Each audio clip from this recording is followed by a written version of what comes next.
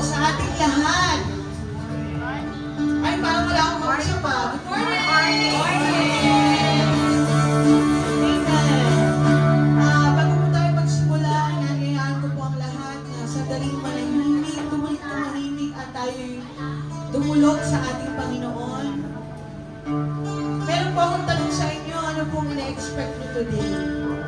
Kasi today, pwede po tayong makareceive from the Lord. Kung ikaw ay napapagod na, maraming mga pinagdadaanan, challenges sa buhay, parang tiring na talaga, pwede tayong magpahinga sa piling ng Panginoon ngayon. Maaari tayong bigyan niya ng kapayapaan. Kaya sa oras na ito, sandali natin siyang kausapin. Come on, church. Let's exercise our faith today.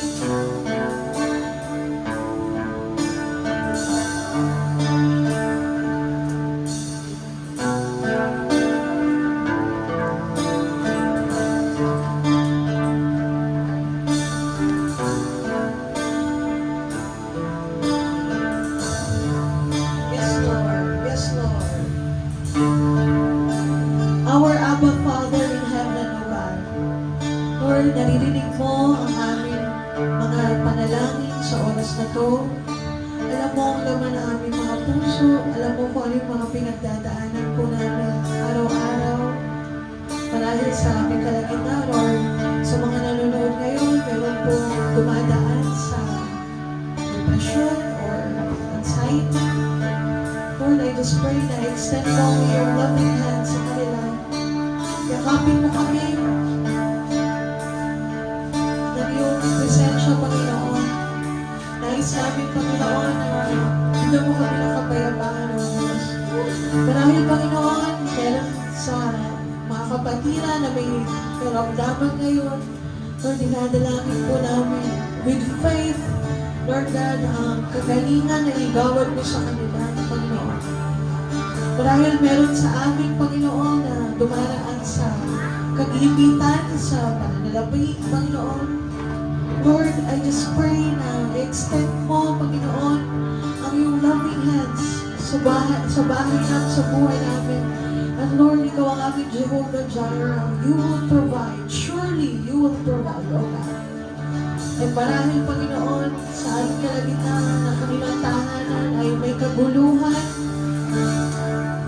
Lord, I just pray, Panginoon, na ikaw, Panginoon, ang pumagitna sa aming mga pamilya at ikaw mong magbigay ng kaayusan, Panginoon.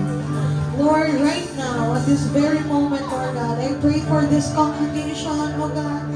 Lord, meet us, Lord God, sa kung ano yung kailangan namin, Lord God. At patuloy mo kami linisin.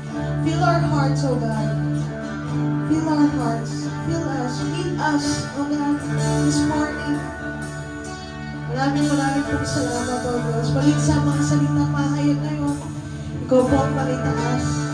Maging sa maging special number sa aming tithes and offering, sa kabuuan ng aming gawain, ikaw ang malitaas, Panginoon. Salamat po sa kabutihan mo.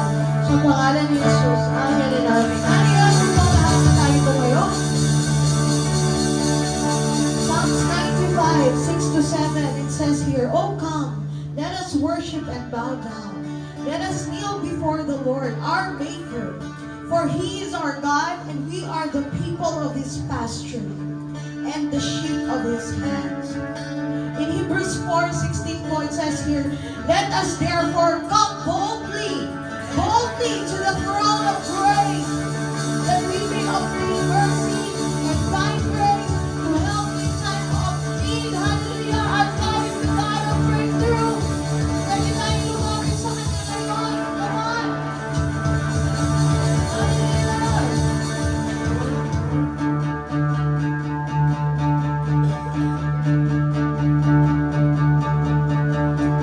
Come on, clap your hands, church!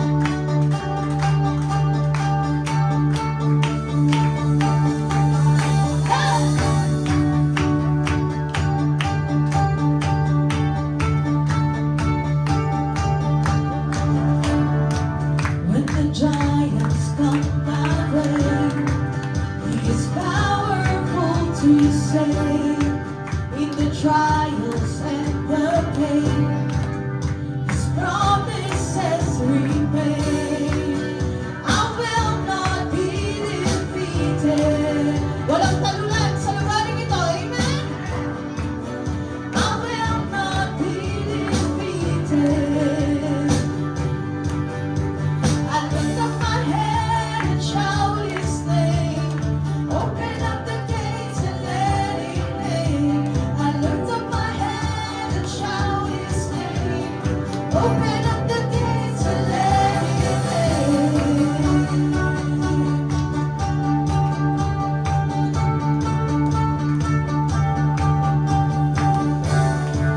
In the trials and the storms, You're my victory. As I praise, I stand and see. Come on, that my God fights for me. I will not be defeated. I will not be defeated. I lift up my head and shout His name. Open up the gates and let Him in. I lift up my head and shout His name. Open up the gates and let Him in.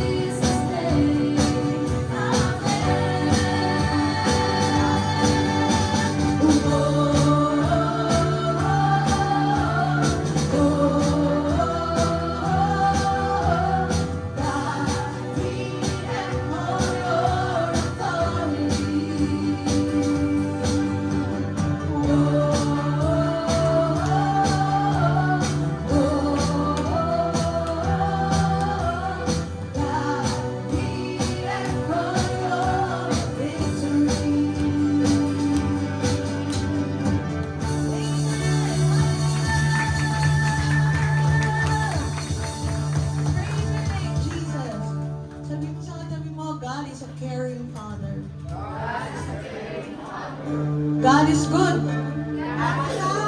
All the time. Amen. He died for you and He loves you. Sabihin mo sa sarili mo, God loves me.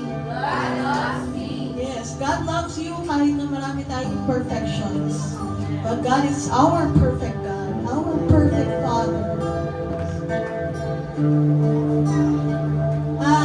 Inaanyayahan ko pong lahat na mag-pay attention tayo sa gawain ngayon. As we sing this song, this worship song, pwede natin ipikit ang ating mga mata, itaas ang ating mga kamay bilang tanda ng ating paghanga, pagdakila sa Panginoon.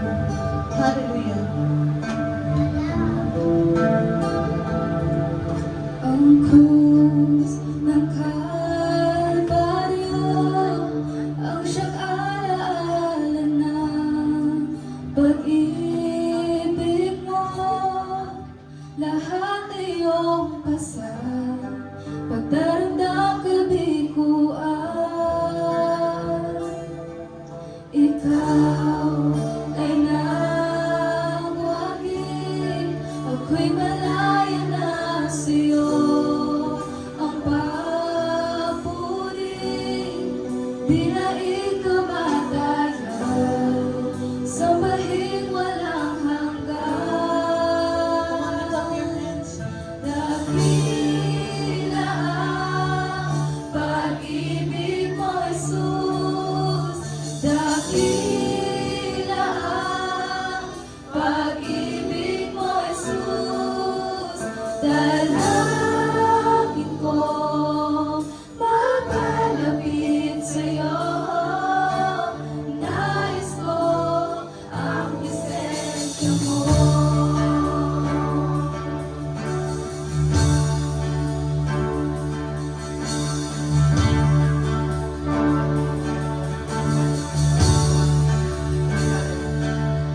Ang krus ng Kalbaryo, ang siyang alaala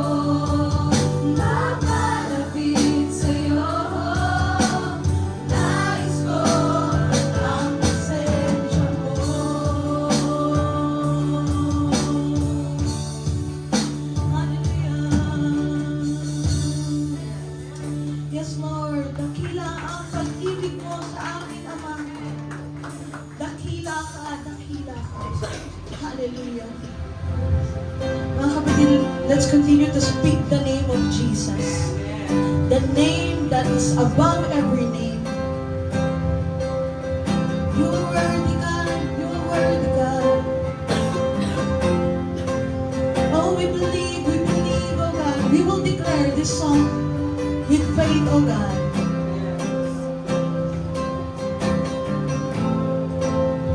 When I speak your name, darkness has to flee.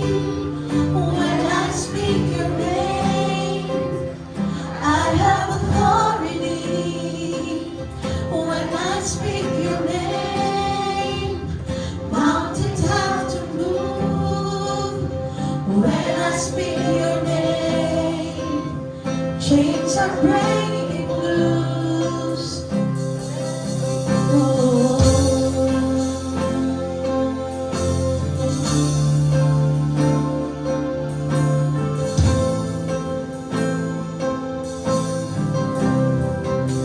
When I speak your name, hearts will start to heal.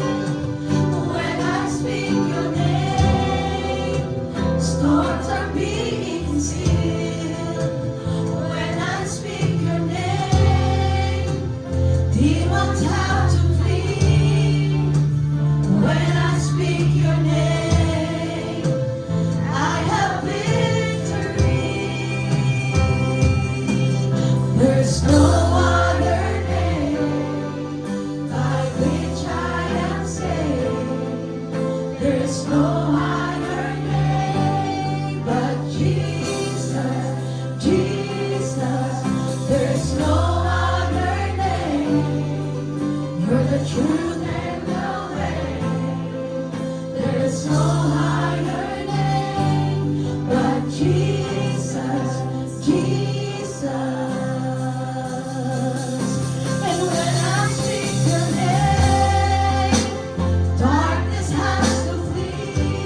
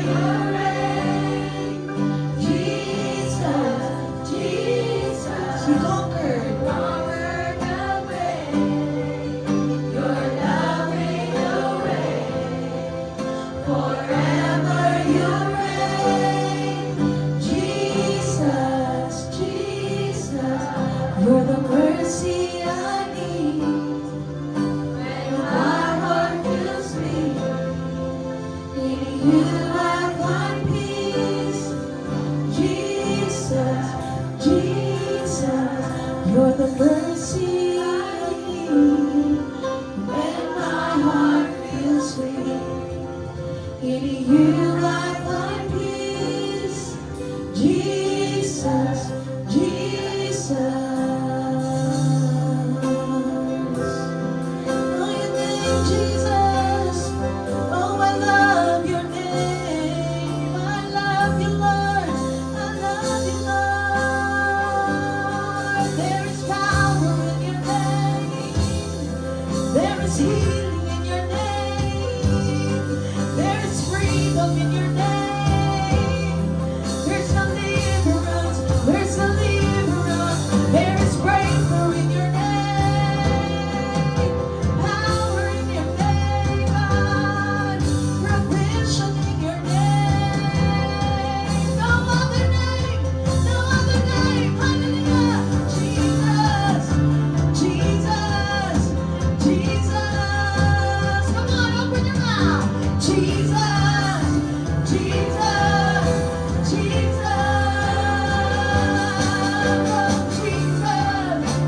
Jesus. Jesus.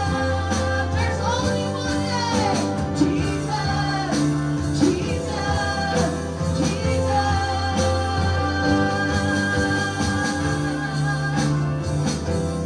Oh, we love you, Jesus. Thank you, Jesus.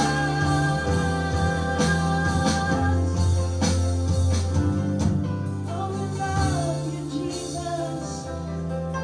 We love you, Jesus. Thank you, Jesus. Panginoon, walang makahihigit sa'yo. Walang makahihigit sa kadakilaan mo. Lord, nakakapagod man ang harapin ang mga araw-araw na tila ang dami namin mga problema. But Lord, sa kabila ng lahat ng mga ito, nagpapasalamat kami kasi lagi mong pinapaalala, lagi mong sinasabi na nariyan ka lang. That you are with us. You are in us. Kaya namin pagtagumpayan ang lahat ng mga pagsubok sa buhay dahil kasama ka namin. Kaya namin, Panginoon. Nangyari na noon, mangyayari ulit ngayon.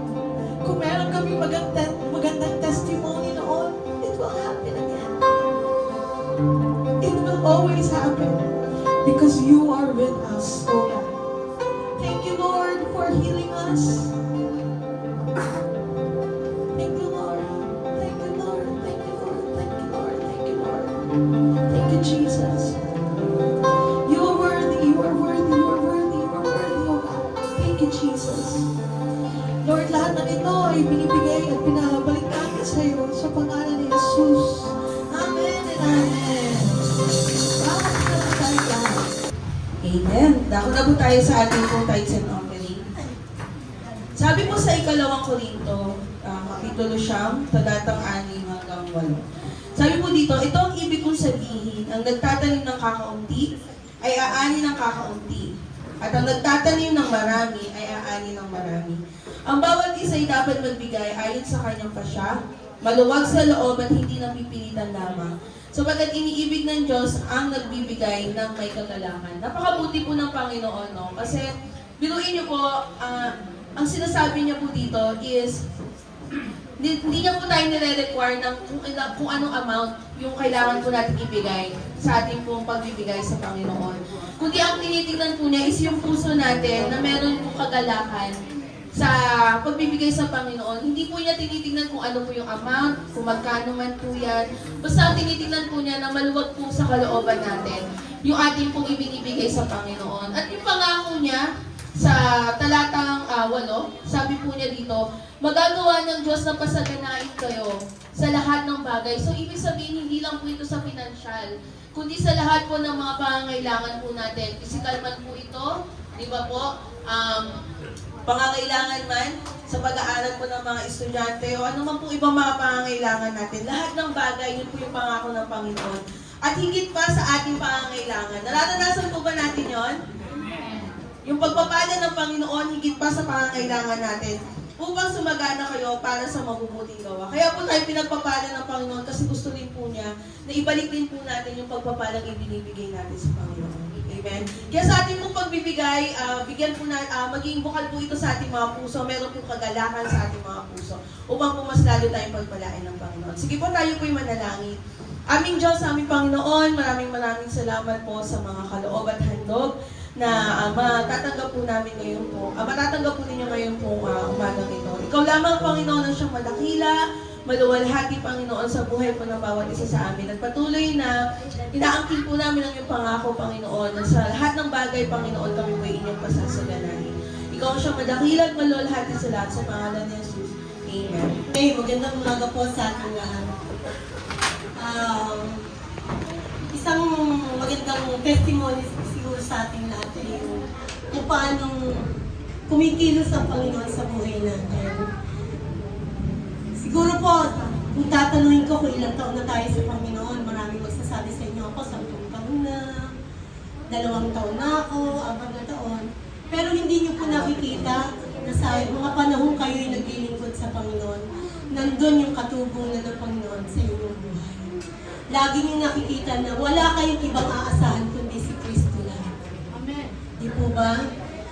Lahat po ng ating kakilala, mauubusan, gaya nga ng sinabi ko, pero kay Kristo, na ating pag-asa, kailanman hindi po nauubusan.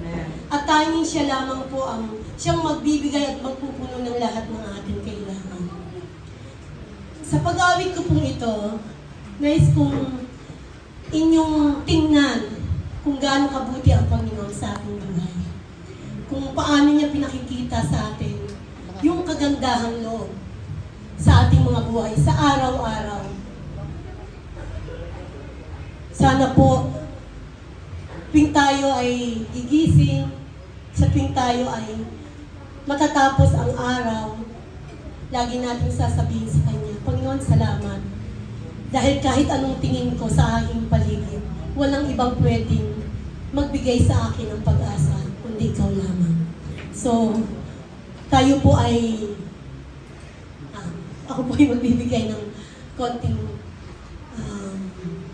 awitin para po sa inyo. At sana po makita niyo yung mensahe nito.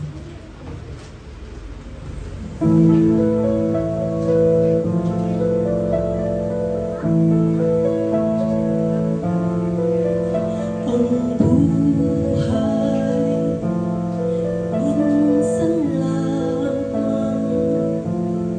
nagkaroon ng kulay at liwanag. Wala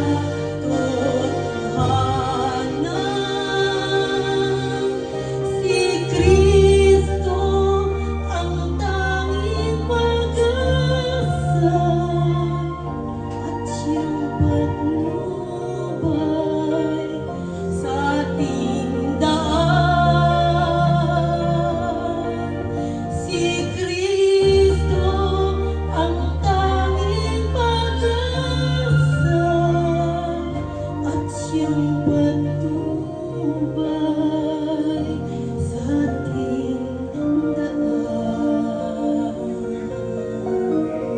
Purihin po ang Panginoon. Buksan po natin ang ating mga Biblia sa Aklat ng Galacia, Kapitulo 2, talatang 1 hanggang 5. Makalipas ang 14 na taon, muli akong pumunta sa Jerusalem kasama si Bernabe. Isinama ko rin si Tito. Bumalik ako sapagkat inihayag sa akin ng Diyos na dapat akong pumunta doon. Nakipagpulong ako ng sarilinan sa mga kinikilalang pinuno ng iglesia at inilahad ko sa kanila ang magandang balita. Ipinaparangal ko sa mga hindi. Ginawa ko ito dahil ayaw kong mawalan ng kabuluhan ang aking ginawa at ginagawa pa. Kahit na isang Griego ang kasama ko si Tito, hindi nila pinilit na magpatuloy ito. Kahit may ilang huwad na kapatid na nagtangka ng gayo, nakihalubilo sila sa amin upang manmanan ang kalayaang taglay natin kay Kristo Jesus. Nais nila kaming maging mga alipin. Hindi kami nagpailalim sa kanilang kagustuhan kahit isang saglit, upang maingatan namin para sa inyo ang tunay na kahulugan ng magandang balita. Maaari na po tayo makaupo. Wow, ganito pala ang ating pong tawag dito. Ganito pala natin pagmamasdan kapag tayo pala ay sama-sama. Kaya naman pala natin isang service lang, no? Marami pa kasing wala. So, kung magdadatingan lahat, talagang pulpak na pulpak talaga tayo. Anyway, palakpakan naman natin ang Panginoon sa kanyang kabutihan. Oo, nang umaawit ang aking may bahay, si Mama, dalawa po yung aking damdamin, ano? Damdamin ng parang lalo ako naindag sa asawa. At ang pangalawa naman ay damdamin na halos hindi ako makahinga hanggang hindi natatapos kumawit, no? Lalo na nung medyo bibirit na.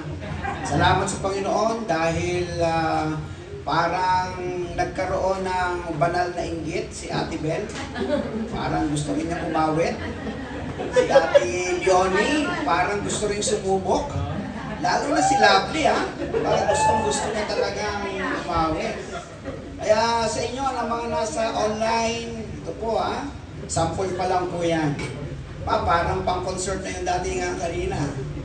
Okay, so salamat sa Panginoon. Mga taga-online po natin sa ibang bansa po natin, mga kapatid natin sa Australia, Astorga family, kapatiran po natin sa Switzerland, ang Santiano, kapatiran po natin sa mga online po natin dito sa local po. Meron po tayo, si Heidi po, ang aking anak, hi Heidi, sa Amerika, at meron po tayo sa San Pedro, Laguna, meron po tayo sa Las Piñas. Purihin po ang Panginoon. At sa ating lahat na nagkaroon ng pagkakataon makarating dito. So, thank you Lord. So, paksa po natin nung unang-una, pangalawang huling Sunday, ang pinaksa po natin doon, ang mabuting balita ay nag-iisa lang. Tama ba? Sunundan po ito ng pagpapaliwanag last Sunday na ang mabuting balita na nag-iisa lang dapat ay personal sa buhay natin. Sa pagkakataon naman ito, sa pangatlong linggong ito, sa pagtalakay po ng mabuting balita, ang paksa naman natin ay ang mabuting balita ay para sa lahat. So ito po ay personal, nag-iisa siya, personal ko ito sa aking buhay, pero gusto po natin ipaliwanag na hindi po ikaw lang ang dapat mayroong mabuting balita. Dapat ang mabuting balita ay para sa lahat. Sabi nga ng aklat ni Judas, Kapitulo 1, talatang 22 hanggang 23. Sabay-sabay po nating basahin ito. Kaawaan niyo ang mga nag-aalinlangan, agawin ninyo ang iba upang mailigtas sa apoy, ang iba na may kaawaan ninyo ng may halong takot, kasuklaman ninyo pati ang mga damit nilang nabahiran ng kahalayan. Saglit lang po, i-off ko lang po yung electric fan. Ayan, kasi parang nalulunod ako at saka parang nagbabibrate doon sa ating mikropono. Okay. Sa susunod siguro sa baba, yung electric fan naman gagaling dito. Okay, so ang sabi po dito, kaawaan natin yung mga nag-aalilangan, yung mga ayaw pang manampalataya sa Panginoong Hesus, ayaw pa nilang makinig. Agawin natin sila upang mailigtas sila sa apoy kasi galing din naman po talaga tayo dyan. Sa ganyang kaisipan, mapapahamak ako, makasalanan ako, wala akong buhay na walang hanggan. May nagpakilala sa akin tungkol sa mabuting balita. Kinilala natin Panginoon. Ngayon, may buhay na walang hanggan na tayo. Anak na tayong minamahal ng Diyos. Paano naman yung iba? Bagamat ito po ay personal. Kaya may katanungan po tayo dito, kumusta ang mga mahal mo sa buhay? Maaring asawa mo, hindi pa talaga personal nag-aalinlangan pa siya. Maaring kaibigan, kapitbahay, o pinakamalapit na mahal po natin sa buhay. Kaya ang ginagawa po ng iba, na talagang meron talagang silang puso sa pagbabahagi ng mabuting balita, sa pagtulog, pinapag-pray over po nila. Asawa nila, pinapatungan nila ng kamay, Lord, sana buksan mo ang kanyang kaisipan, ang kanyang puso, para makakilala sa Panginoon, o kaya nanay, o kaya kapatid, o kaya tiyahin. No? Kasi kung hindi ka makapagsalita, dun man lang sa kapangyarihan ng panalangin, dumaloy ang salita ng Diyos sa kanyang buhay. So ano ba ang obserbasyon mo? Tulad din po natin sa ating pong sarili rin. Tayo po ba'y talagang palangit na? O nasa kapahamakan pa po ba tayo? Kasi ikaw lang naman talaga ang makakaalam niyan. Diba? Wala namang ibang makakaalam. Kahit ang aking buong pamilya, hindi ko naman kayang hawakan ang nasa isip nila at nasa kanilang puso. Kahit nag-ano sila kaaktibo. Pagdating ng huling araw, ang Diyos pa rin at saka ikaw ang magtatagpo at makakaalam kung tayo po ba'y tatanggapin sa langit o hindi. So habang tayo nasa lupa, may mga pangako sa salita ng Diyos na pinangahawakan natin, doon natin inilalapat ang pananampalataya at tinatanggap natin na may kapanatagan na totoo ang salita ng Diyos. Na kapag ang mabuting balita, ang ating Panginoong Kristo, tinanggap natin sa ating puso bilang sa ilang Panginoon tagapagligtas, tayo po'y gagawin niyang anak. Iuugnay niya tayo sa Kanya, aalisin tayo sa pagkahatol, aalisin tayo sa pagiging makasalanan, tayo po'y pawawalang sala niya, at tayo po ay makakasama niya habang buhay. Katunayan, sa 2 Pedro, Kapitulo 3, talatang 8, basa po tayo. Mga minamahal, huwag ninyong kalilimutan na sa Panginoon ang isang araw ay tulad ng 1,000 taon at ang 1,000 taon ay tulad lang ng isang araw lamang. Kaya po napakalaki ng grasya ng Diyos. Ang laki-laki po talaga ng grasya ng Diyos. Kasi ang isang araw sa atin, sa Kanya, 1,000 taon na. So kung tayo po ay nasa 2,000 years, parang pangalawang araw pa lang sa Kanya. Diba? Pero tayo, ang dami-dami na natin pinagdadaanan dito sa lupa. Kaya ang grasya ng Diyos napakalaki.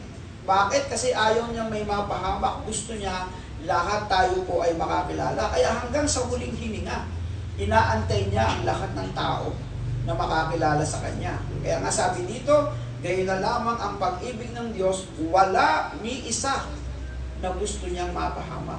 Amen po ba? Amen. At nakasama po tayo doon sa ayaw niyang mapahamak. Kaya malakpakan po natin ang kaliwalatian ng Diyos at ang kanyang kabutihan, ang kanyang pag-ibig. Kasi nakasama ka. Nakasama ako sa inantay ng Diyos, sa katigasan ng ating mga ulo. Ayaw natin sa Kanya. Hindi natin siya pinapansin. Pero dumating ang panahon, sa tamang panahon, takdang panahon, gumawa siya ng paraan para mailapit niya tayo sa Kanya. Ang kinakailangan lang po, sundan natin yung ipinag-uutos ng Diyos sa atin. Ano po ba ito? Base po sa binasa po natin mga talata, ang una, huwag hayaang ang sakripisyo ni Jesucristo ay mawalan ng kabuluhan. Sa inyo ng mga anak namin na pinag-aaral namin, pabawal ang kabuluhan nyo ba ang lahat ng hirap at pasakit na ginagawa sa inyo? O di ba hindi? Lahat gagawin natin. Yung mga napapag-aral namin mga anak, ang konsuelo ng mga magulang, yung nakitang sila nag-aaral, yung nakitang sila nakakagraduate, yung makita mo sila sumasampa sa stage, bonus na lang o sila may mga reward pa, may mga award pa, may mga sabit pa sa kanilang school. Diba? Hindi nawawalan ng kabuluhan. Yung lahat ng nagpapagal ng mga nagsisipag trabaho, hindi nyo pinawawalang kabuluhan ng inyong mga pinagtatrabahuhan ay mawalan ng saysay. Tama po ba? Yan po ang katotohanan. Ngayon, ang Panginoong Jesucristo na nasa sa atin na naghirap sa krus para sa atin, nagbayad ng ating mga kasalanan, tinubos tayo, huwag naman po nating hayaang mawalan ng kabuluhan sa buhay po natin. Amen? Huwag nating pabayaang mawalan ng kabuluhan. Pakita po natin sa Panginoong Jesucristo yung ating pagpapasalamat. Pakita po natin yung ating kagalakan na tayo po'y kanyang iniligtas. Yung tinatawag po natin gratefulness. Tinatawag po sa Tagalog na utang na loob sa Kanya. Kaya pagka po tayo nakakasunod sa Kanyang mga utos, galak na galak ang langit, luwalhati ang kaharian ng Diyos. Di ba? Bihira naman po siyang magbigay ng kautusan ng para sa Kanya. Meron bang madalas na inyong nababanggit o inyong nababasa sa Biblia na mga utos na pabor para sa Kanya? Di ba lahat ng Kanyang mga utos ay para sa kabutihan natin? Tama po ba? At ang pabor sa Kanya, kapag tayo sumusunod, naluluwalhati siya. Pero mabibilang mo lang sa daliri kung alin yung utos niya na para sa Kanya. Ano bang utos niya na para sa Kanya na isang number 1? Di ba utos niya pag araw ng linggo, magsama-sama tayo? Yun lang naman eh. Masayang-masaya na ang Diyos pag meron tayong ganitong pagtitipon-tipon. Unang araw na sa linggo, nagtitipon-tipon tayo. 6 na araw sa atin, 1 araw lang sa Kanya. Yun lang naman ang Kanyang simpleng hiling.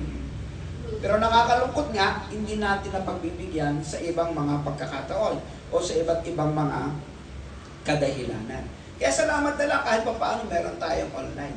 Diba? Kung merong mga balidong dahilan, yung ating pong mga kapatiran na hindi nakarating dito, alam naman ng Diyos ang puso po nila, salamat, meron tayong mga ganito at inaasahan ko na sila po'y nakikinig ngayon sa mga oras pong ito.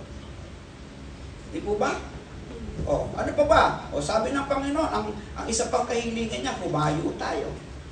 Ang isa pang kahilingan niya, pagka nakakilala sa Panginoon, bautismohan sila sa pangalan ng Ama at ng Anak at ng Espiritu Santo. So bago matapos ang taon, magbabautismo ulit tayo sa pangatlong pagbabautismo po natin. Yun lang po yung mga kahilingan po niya sa atin. No? At ang gusto niya, kapag tayo po ay nagbigay, nagtulong-tulong tayo na ibalik ang kanyang hinihingi sa atin, yung ating pong ikapo, yung ating pong pagkakaloob, gusto niya kusang loob. Ganun lang siya. Pero lahat ng kanyang mga utos sa banal na kasulatan, pabor para sa inyo, pabor para sa amin. Ginagawa niya ang lahat para ituwid tayo sa tamang direksyon, sa ating kaisipan, sa ating pananalita, sa ating katawan, sa pagpapahalaga ng ating katawan bilang templo ng banal na Espiritu.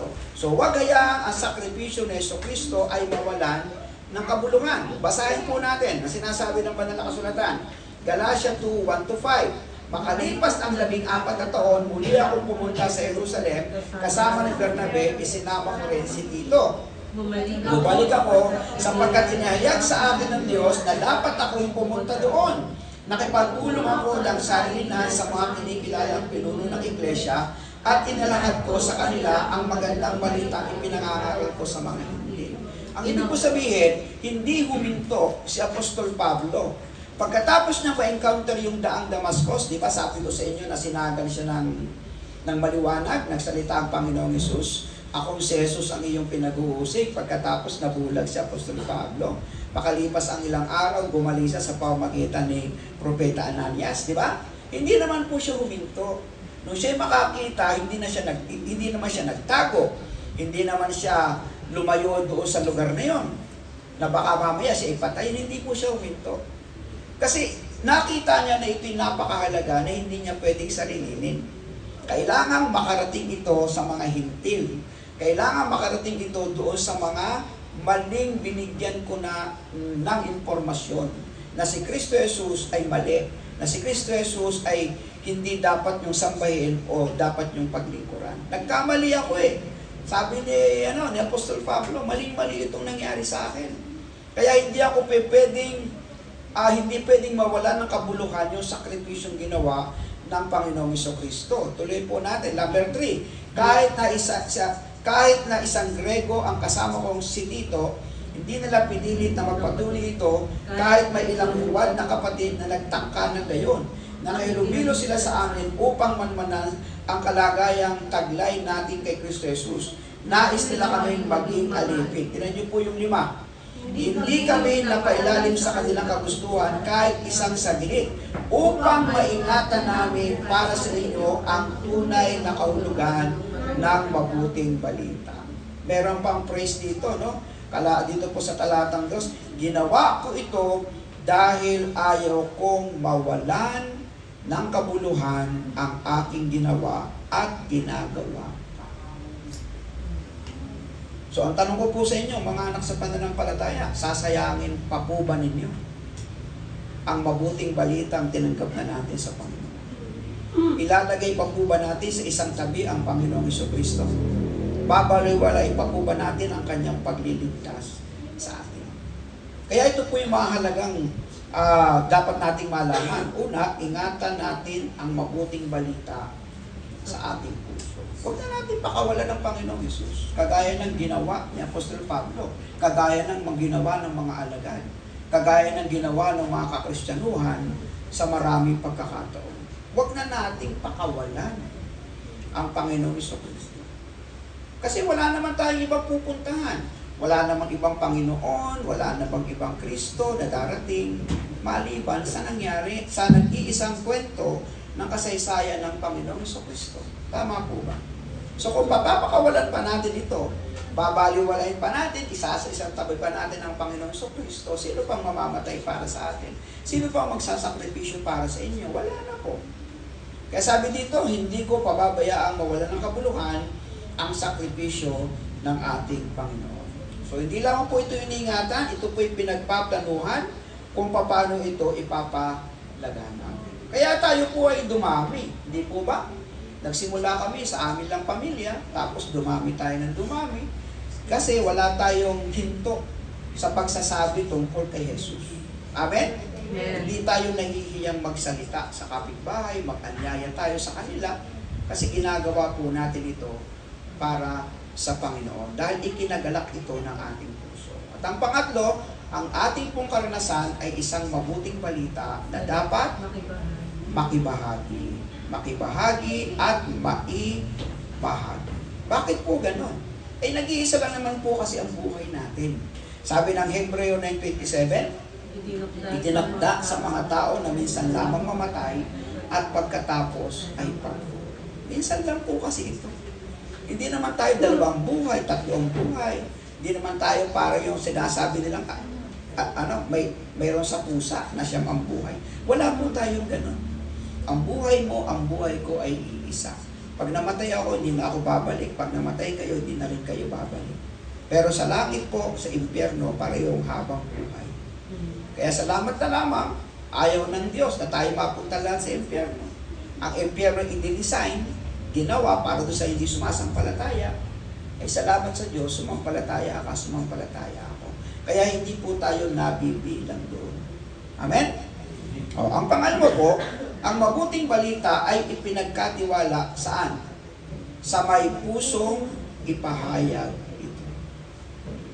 Binigay po niyan doon sa mayroong kagustuhan na hindi ipagdamot, na hindi gawing makasarili.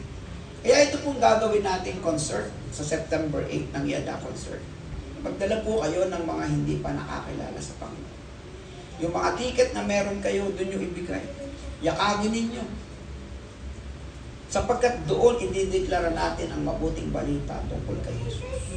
Ipapakilala sa pamagitan po ng awit, sa pamagitan ng salita ng Diyos na merong nag-iisang mabuting balita na walang iba kundi ang Panginoong Jesus. Hindi mo kayang magsalita, buhay mo ay sapat para magsalita sa Kanya.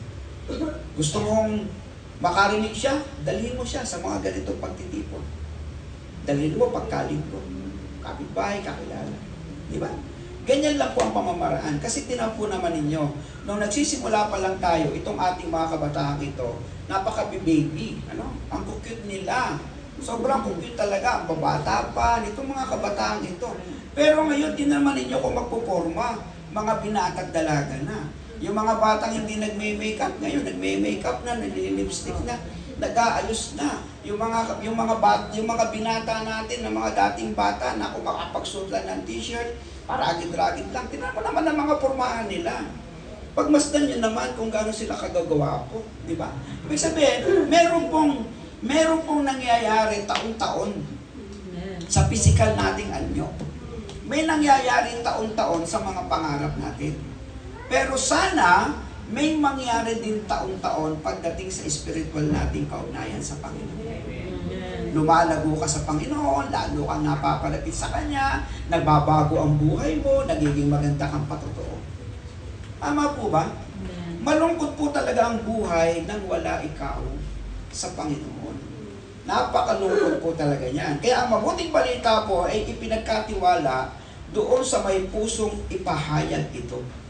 Ibig sabihin, kung tayo po ay binigyan ng pagkakataong makakilala sa Kanya, isa tayo sa pinagkatiwalaan ng Diyos na ipahayag ito. Ang JHOW o JC How, Jesus Christ, the Heart of Worship, pinagkatiwalaan ng Diyos para ipahayag ang mabuting balita. Kaya patuloy po natin ginagampanan ito. Di po ba? O kayo din po ay ganun. O Galatia 2:6-8, basahin po natin sabay-sabay.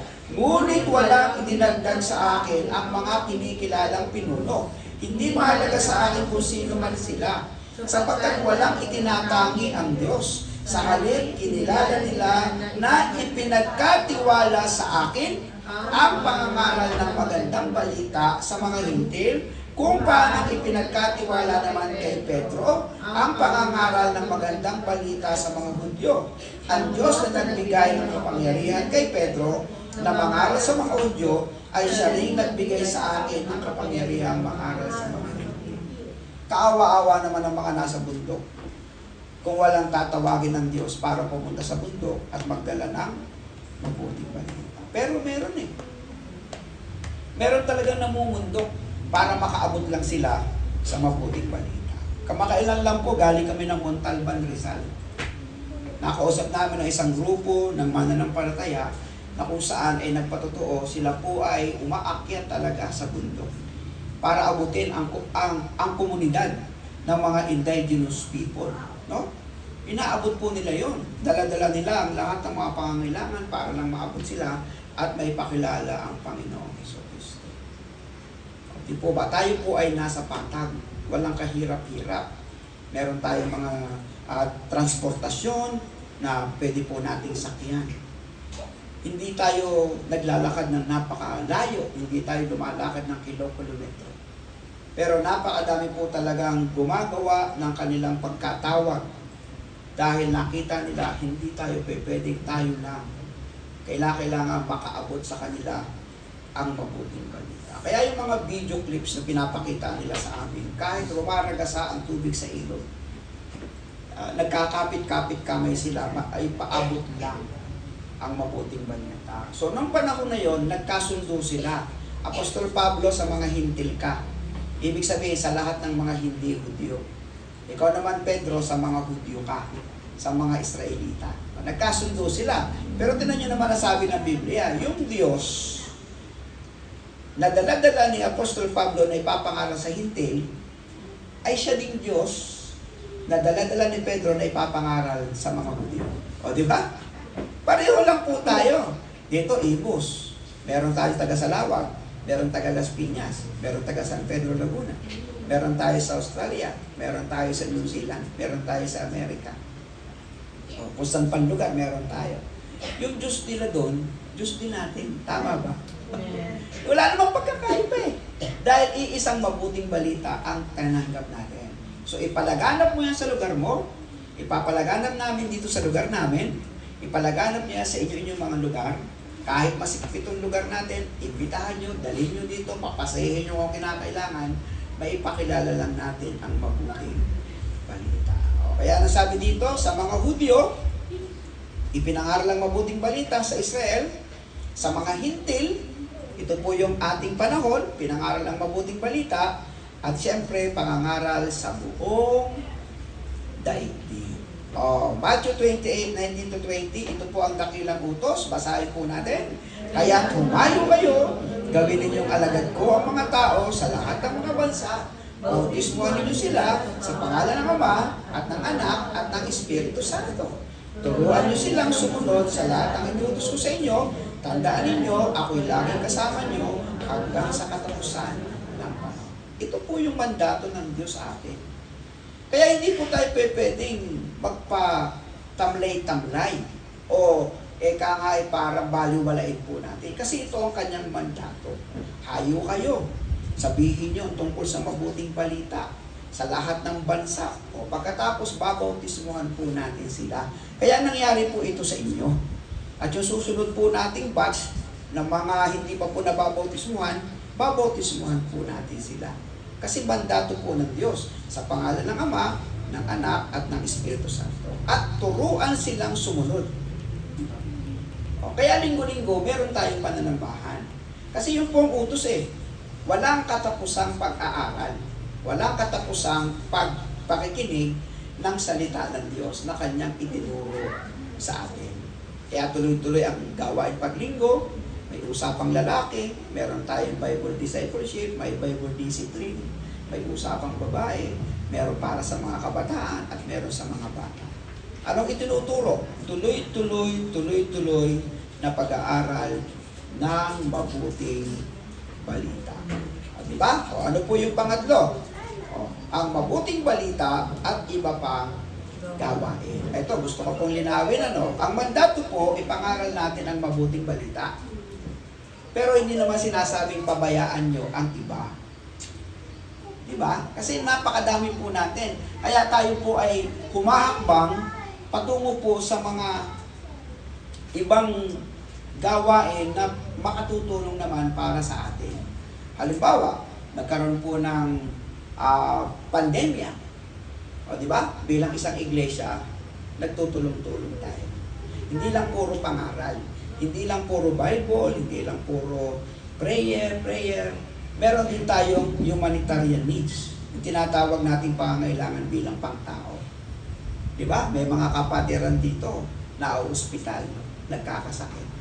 Kaya ang ating po ipinapanalangin dito, magtapat lang po talaga tayo na ibigay yung para sa Panginoon, makalikom tayo ng mga halagang sasapat, para pagdating po ng tayo ang nangangailangan, magkatulong-tulong po tayo. Tama po ba? Yun ang sinasabi po dito. Tinan po ninyo, ang mabuting balita at ang iba pang gawain. Galatia 2:9 and 10. Basahin natin. Nakita ni na Santiago, Pedro tuwan, ng mga kinikilalang haligi ng iglesia, ang kagandang loob na ibinigay sa akin. Kaya kami ni Bernabe ay buong puso nilang tinanggap bilang mga kamanggagawa. Pinagkasunduan namin na kami sa mga hintil, mga ngaral, at sila naman sa mga Hudyo. 10. Ang hiling lamang nila ay huwag naming kakaligtaan ang mga dukha na siya naming masikap kong ginagawa.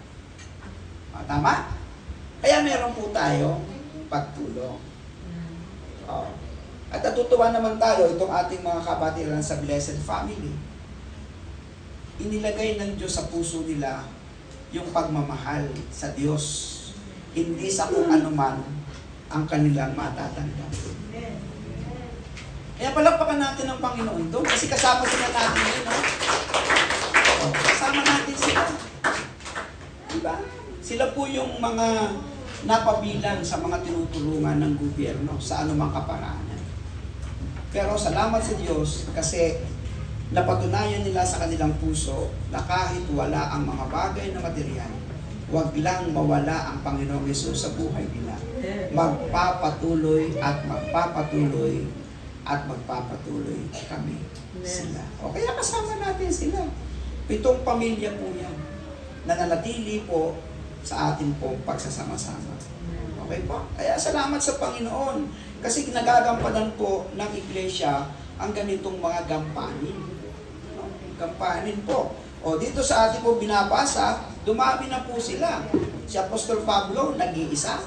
Si Pedro, nag-iisa. Pero dito po sa kwento po ng ating binasa, dumami na po sila. May Santiago, may Pedro, may Juan, may Bernabe. Diba? At ang sabi dito, kami ay buong puso nilang tinanggap bilang mga kamanggagawa. Dumami po sila. Hindi po malayo na darating ang panahon. Dadami po ang mga itatayong mga leader, itatayo pong mga mangunguna po dito sa iglesia. Hindi po malayo. Kinakailangan po tayong lumawak. Magkakaroon po ng mga komitiba sa kalalakihan, sa kababaihan, para po sa mga pag-aasikaso ng iba't ibang mga aspeto. Pero sa ngayon, hindi natin magawa. Kasi papunta pa lang tayo sa 3 taon. Pero habang tumatagal, sa pagsunod natin sa utos ng Panginoon, hindi lamang ang mabuting balita, hindi lamang ang Panginoong Kristo ang magiging sentro ng ministeryo, kundi sa lahat ng aspeto ng mga nasa paligid. Di ba? Napakadami po dito po sa ating community. Para po tayo ay makaabot sa kanila, kailangan gumawa po tayo ng mga pamamaraan na ibibigay ng Diyos para sila po ay makausap natin at makilala sa Panginoon. Tama mo ba? Kaya salamat sa Panginoon dahil meron po tayong mga ganitong gawain. O, sabi po dito, ito ay pinagkakasunduan. Sino magkakasundo? Kami lang ba? Hindi. Tayo ang magkakasundo. Ito ay pinagplanuhan. At ito ay isang malawak para sa buong aspeto ng bawat isa po sa atin. Kaya wala po ditong utos sa iisang tao. O, ako ang inyong tatay pastor ha, kahit anong mangyari, sundin ninyo ako. Wala po tayong ganun. Nagbibigay tayo ng ideya, nagbibigay tayo ng programa, kinukonsulta natin sa katawan, dito sa ating lahat, sinasang-ayunan po natin. Kaya ito pong darating nating konsyerto, itong Yada concert, itong ating acoustic concert, ang Panginoong Kristo ang ating pong itataas. O, nagkakasundo-sundo tayo, tumutulong tayo na abutin natin yung mga hindi natin, yung ating mga kaibigan para dalhin po natin sila sa lugar na kung saan sila po ay makikilala nila ang mabuting balita. Di ba? O, ano sabi ng Gawa 2:43 to 47? O, basahin natin lahat. Dahil sa maraming himala at kababalagang ginawa sa pamagitan ng mga apostol, okay, 44, nagsama-sama ang lahat ng sumampalataya at ang kanilang mga ari-arian ay itinuring na para sa lahat. Ipinagbili nila ang kanilang mga ari-arian at napagbilihan ay ipinamahagi sa bawat isa ayon sa kanyang pangailangan. Hanggang doon lang po. Inyo pong unawain. Lahat ng nakakilala sa iisang Panginoong Kristo, nag-iwahiwalay? Nagsama-sama. Nagkanya-kanya? Hindi po eh. Di ba? Hindi po eh. Kung talaga meron tayo ditong kapatiran na talagang aabutin sa talagang kagipitan. Di ba? Alangan naman, kahit kapirasong bigas o kaya dilata, hindi tayo magtulong-tulong. Tama po. Mga kapatid, tayo po'y hindi pwedeng kumilos sa ating sariling tayo lang. Kailangan po nating maramdaman na tayo po ay pamilya. O, tinan nyo, sukdulang ipagbili nila ang kanilang mga ari-arian at ang napagbilan ay ipinabahagi sa bawat isa ayon sa kanya pangangailangan. Di tayo nag-iipon ng kayamanan sa langit. Ang mga kayamanan pagkapalang tinatanggap natin, ipinamamahagi natin sa mga nangangailangan. Hindi naman para konsintihin, kundi para ipakitang mabuti ang Diyos, mahal ka ng Diyos, ang kailangan mo ay si Jesus. At kapag si Jesus ay sumaiyo, di ba? Kung wala si Kristo sa iyo, wala tayong kabuluhan. Kailangan po natin ang Panginoong Kristo. Sa kanilang panahon, sabi ng 46, araw-araw sila'y nagkakatipon sa templo. Ito nga araw-araw. Tayo nga minsan lang sa isang linggo. Di ba? Katingin natin parang ang laki ng pagkukulang natin. So para naman maibsan ang ating pong dalahin, itinuturo naman sa inyo ng ating pong pag-aaral, araw-arawin nyo namang kausapin ang Diyos. Araw-arawin nyo namang sambahin ang Diyos. Araw-arawin nyo namang basahin ang salita ng Diyos. Araw-arawin nyo namang samantalahin ang pakikinig sa mga online activities po ng church. At pagdating ng linggo, magsama-sama naman tayo. Amen. Okay ba? Nagkama naman po tayo? Amen. O, ganun po yun. Kaya yun po yung ating pong pamamaraan. Hindi natin kaya magsama-sama araw-araw.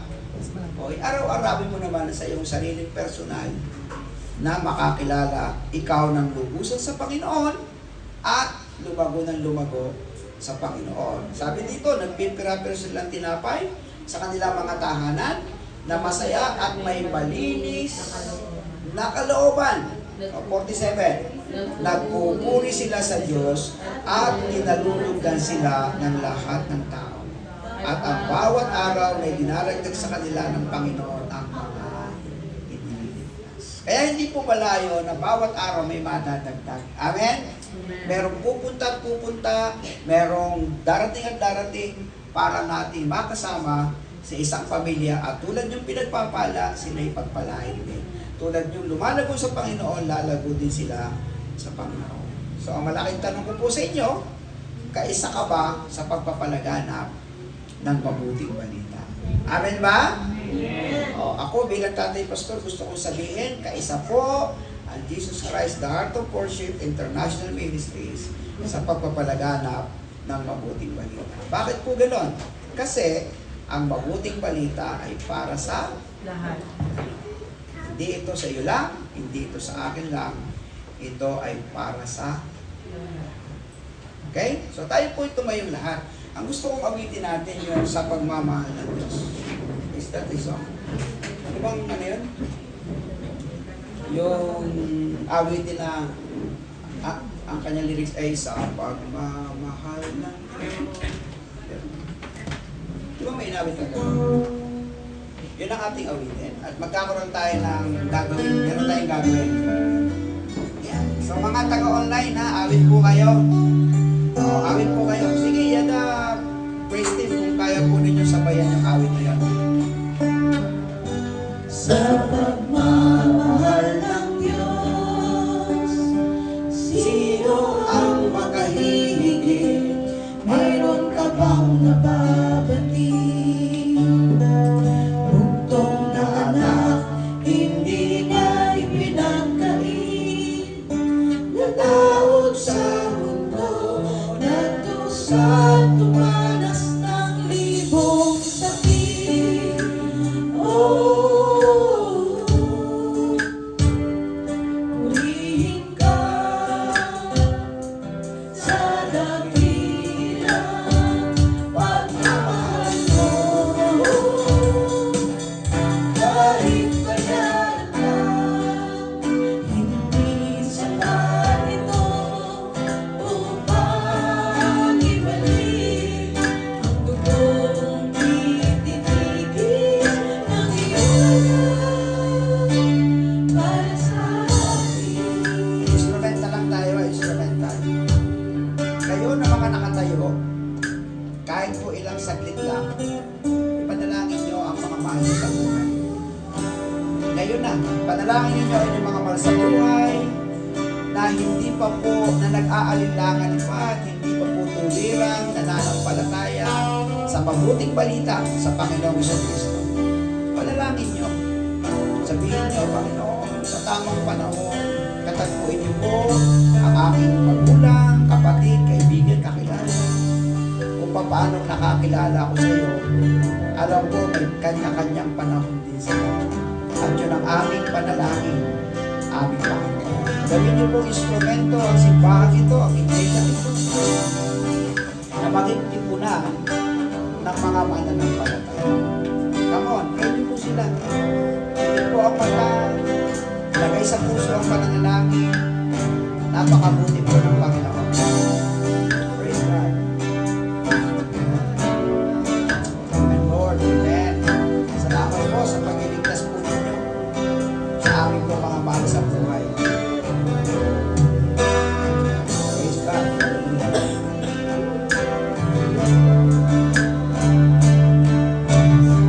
Sumunod. Ipag-pray naman natin. Tayo talaga, tayo mismo. Pag-pray natin, tayo mismo magkakapatid sa Panginoon. Magpanalangin lang tayo, pag-usugan natin, pag-iingat sa atin araw-araw, pag-unlad ng ating mga negosyo, pag-aaral ng ating mga anak. Sige, come on, pag-pray natin lahat ng aspeto na gusto mong ipag-pray sa atin. No? May mga kapatiran tayong may sakit, pinag-pray namin ngayon din in the name of Jesus.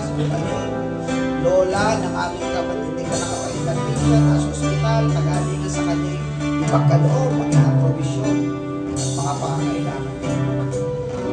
Pag-pray natin ang isa't isa. Magsanay tayong manalangin sa isa't isa. Come on, come on. Sige po. Pray po tayo, pray.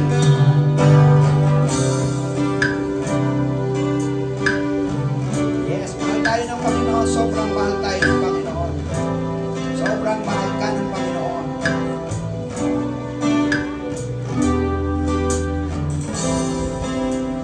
Hallelujah, Lord. O, isama natin sa prayer. Gagamitin ng Diyos ang September 8 concert, no? Para sa evangelism.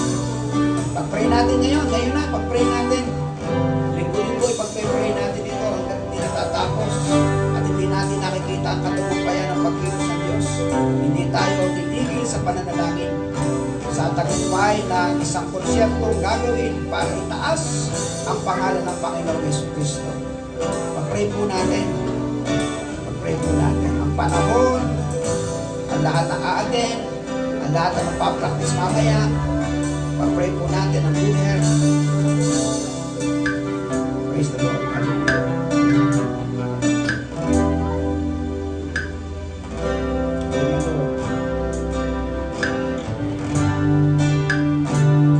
Praise God. Panginoon, ramdam na ramdam namin ang iyong pagmamahal at gusto po namin ito awitin para sa iyo. Mga kapatid, awitin natin ng buo ang awitin ito. Hallelujah!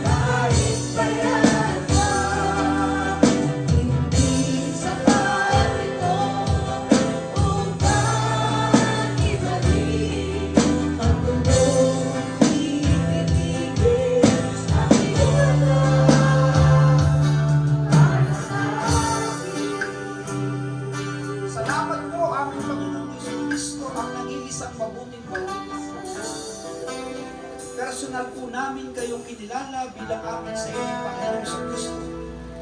At ngayon, ipapalaganap po namin kayo. Hindi po namin ikakahiya na ang mabuting balita ay tunay na mabuting balita para sa lahat ng tao. Gawin po ninyong maging instrumento individually, gawin po ninyong instrumento ang grupong ito na yung mga tinatawag na kami po ay nagsasama-sama at nagpapalakasan. Paabot namin hindi lamang ang komunidad, paabot namin ang gobyerno sa abot ng aming makakaya.